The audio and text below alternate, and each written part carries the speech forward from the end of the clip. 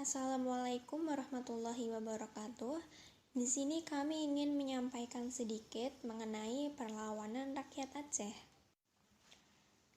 Seperti yang kita tahu, Aceh memiliki kedudukan yang sangat strategis sebagai pusat perdagangan. Aceh banyak menghasilkan lada dan tambang serta hasil hutan. Oleh karena itu, Belanda berambisi untuk mendudukinya. Sebaliknya, orang-orang Aceh tetap ingin mempertahankan kedaulatannya. Sampai dengan tahun 1871, Aceh masih mempunyai kebebasan sebagai kerajaan yang merdeka. Situasi ini mulai berubah dengan adanya Traktat Sumatra. Isi dari Traktat Sumatra 1871 itu adalah pemberian kebebasan bagi Belanda untuk memperluas daerah kekuasaan di Sumatera, termasuk Aceh. Dengan demikian, Traktat Sumatra 1871 jelas merupakan ancaman bagi Aceh. Karena itu, Aceh berusaha untuk memperkuat diri, yaitu dengan mengadakan hubungan dengan Turki, konsul Italia, bahkan dengan konsul Amerika Serikat di Singapura. Tindakan Aceh ini sangat mengkhawatirkan pihak Belanda, karena Belanda tidak ingin adanya campur tangan dari luar.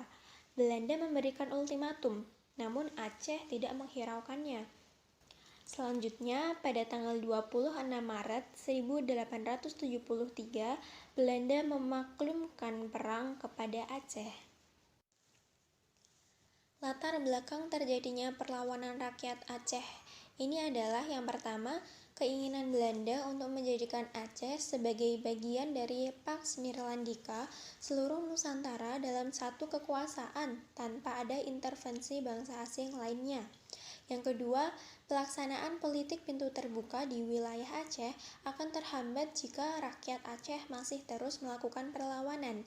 Dan yang ketiga, potensi Aceh sebagai daerah penghasil lada utama di dunia. Kemudian, perang Aceh ini bermula ketika Sultan Mahmud Syah menolak permintaan Belanda agar Aceh mengakui kekuasaan Belanda di daerah tersebut. Pasukan Belanda di bawah pimpinan Jenderal J.H.R. Kohler menyerang istana Kesultanan Aceh di Kutaraja, namun berhasil digagalkan. Barulah pada serangan kedua, Jenderal J.H.R. Kohler berhasil menguasai Kesultanan Aceh. Sekalipun istana Kesultanan Aceh berhasil dikuasai Belanda, perlawanan rakyat Aceh terus berlanjut. Sultan Ibrahim Mansur Shah, pengganti Sultan Mahmud, memimpin perlawanan terhadap Belanda. Menjelang tahun 1800-an, perlawanan rakyat Aceh mulai banyak dipimpin oleh kaum ulama, seperti Tengku Cikditiro, beserta kelompok bangsawan seperti Tengku Umar dan Cut Nyadin.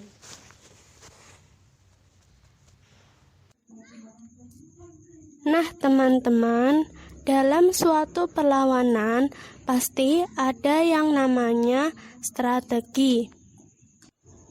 Dalam perlawanan Aceh, Belanda menyusun beberapa strategi dalam menghadapi perlawanan rakyat Aceh. Yang pertama, memblokade pelabuhan-pelabuhan Aceh.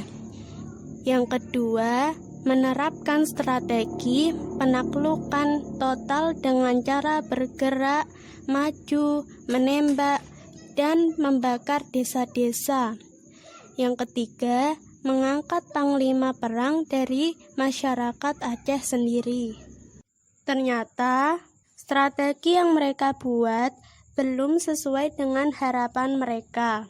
Jadi, strategi Belanda ternyata belum berhasil. Karena para tokoh pejuang Aceh sangat bijak dalam membuat suatu strategi, yaitu berpura-pura menyerah, bekerja sama dengan Belanda, tetapi sebenarnya hanyalah untuk memperoleh persenjataan Belanda yang lebih lengkap. Dengan itu, Belanda belum juga menyerah. Belanda kemudian berkonsultasi dengan orientalis Belanda, yaitu Snoek Hurgronje, untuk mengatasi perlawanan rakyat Aceh. Senok Hurgronya ini melakukan suatu penelitian terhadap masyarakat Aceh. Setelah melakukan beberapa penelitian, didapatkan suatu usulan beberapa cara untuk menghadapi perlawanan rakyat Aceh, yaitu kaum ulama merupakan kelompok yang fanatik dan sulit dibujuk, sehingga dalam menghadapi kaum ulama, Belanda harus bersikap tegas. Kaum bangsawan atau uli balang merupakan kelompok sekuler yang dapat diajak bekerja sama dengan imbalan tertentu, seperti harta ataupun jabatan. Karena kaum bangsawan atau uli balang merupakan kelompok sekuler yang dapat diajak bekerja sama dengan imbalan tertentu, untuk menjalankan usul tersebut, J.P. van Horst menawarkan kesepakatan politik kepada kaum uli balang dalam perjanjian singkat, yaitu Korte Verklaring, yang isinya kaum uli balang dijanjikan akan diangkat menjadi pejabat lokal di Aceh jika mau membantu Belanda.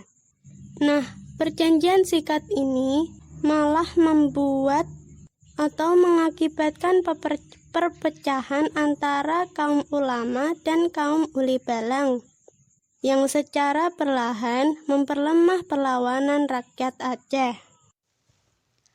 Pada 1903, pasukan Marsose yang bertugas menghancurkan benteng pertahanan rakyat Aceh dengan cepat menewaskan Tengku Umar. Akan tetapi, perlawanan rakyat terus dilanjutkan oleh istrinya, yaitu Cut Nyadin. Pada 1905, Cut Nyadin ditangkap dan diasingkan ke Sumedang. Cut Nyadin pun wafat tanggal 6 November 1908 di Sumedang. Sultan Muhammad Daud Shah pun menandatangani surat perjanjian Plakat Paudelle Korte Verklaring yang artinya Kesultanan Aceh tunduk terhadap pemerintahan Belanda. Akhir perlawanan perang Aceh ini yaitu para pejuang Aceh ini masih memiliki benteng yang tak terkalahkan, yaitu benteng Bati Ili. Ketika benteng ini diserang Belanda, pejuang Aceh mempertahankan benteng ini dengan semangat yang luar biasa. Di sini terjadi pertempuran yang sengit. Akhirnya benteng ini dapat dikuasai Belanda pada tahun 1899. Dengan jatuhnya benteng ini, situasi perang semakin menurun. Kedudukan Sultan sudah sangat terjepit akibat kepungan-kepungan Belanda. Pada tahun 1903, maka menyerahlah Sultan Sigli dan Panglima Polim di Lo Sumawe. Para pemimpin tinggi Aceh yang telah menyerah itu diharuskan menandatangani Plakat Aceh, yang kemudian plakat ini dikenal dengan nama Plakat Pendek atau Korte Verklaring. Walaupun plakat ini isinya pendek, tetapi mengandung makna yang dalam, yaitu penyerahan total kepada Belanda. Menyerah secara de facto, pada tahun 1904 secara umum dianggaplah perang Aceh ini telah selesai. Nama Van Hertz makin menanjak karena kesuksesan ini, dan dia diangkat menjadi gubernur Hindia Belanda. Dan Van Dalen diangkat sebagai gubernur Aceh 1904. Sebenarnya, perlawanan rakyat Aceh masih terus berjalan sampai Jepang tiba di Indonesia. Kadang perlawanan ini bersifat kelompok, kadang juga perlawanan ini bersifat individual. Nah, teman-teman, tadi adalah sebuah kisah perjuangan rakyat Aceh melawan Belanda. Dari situ, kita bisa mengambil banyak hikmah yang bisa kita teladani di kehidupan sehari-hari, termasuk semangat perjuangan para tokoh pejuang Aceh dalam mengobarkan semangat rakyatnya.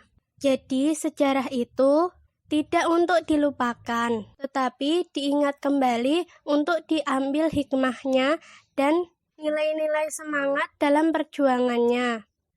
Nah, sampai di sini dulu ya teman-teman. Sekian dan terima kasih.